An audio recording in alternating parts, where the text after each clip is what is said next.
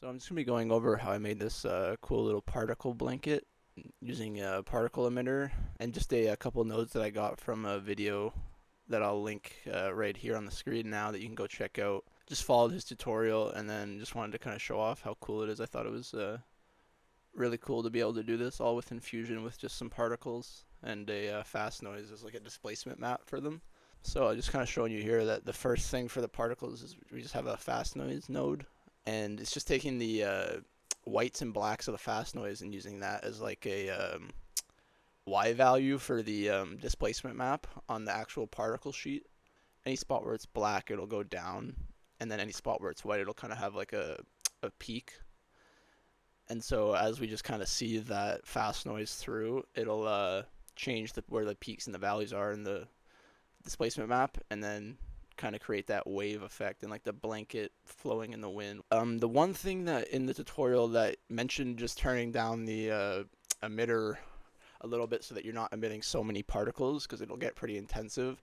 And in the tutorial that I watched, he didn't have that many particles emitting. I don't know what I did, or it ended up with like it was making like a crazy amount, like 1 point something billion particles here.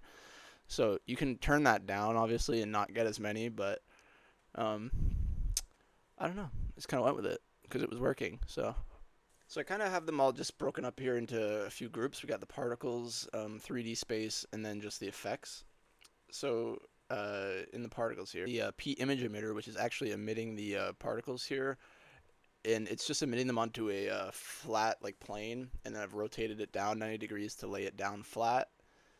And then the P custom is just to change the actual like all the particle positions and stuff. And using this equation here, which just basically takes the number in one, and then the more I change that slider, it'll change how tall or how short the peaks will get of the like the blanket waviness, I guess you could say. And this is the P render node. Make sure your output mode is 3D.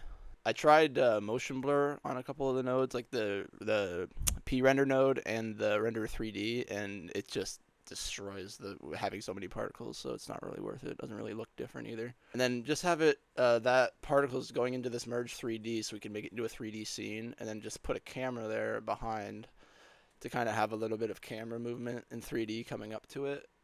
I also just play with the focal length of the camera as it comes in, so that it just changes some of where the focus of the particles is.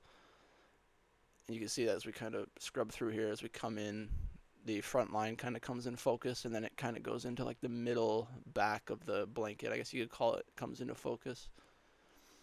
And then that's just going out to the renderer node. It's getting merged with over a black background just to add the black so it's not like a see-through background.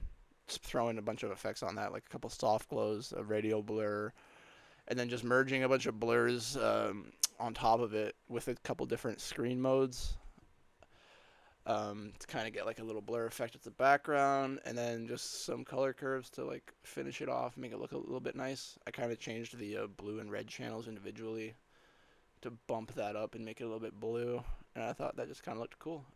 I just broke it into the 3 groups to try to make it a little bit better.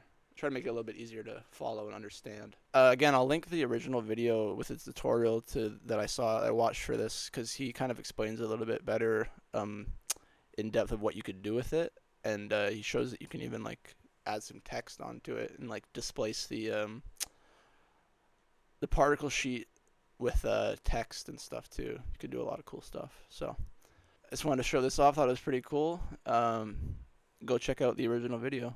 Yeah, thanks for watching.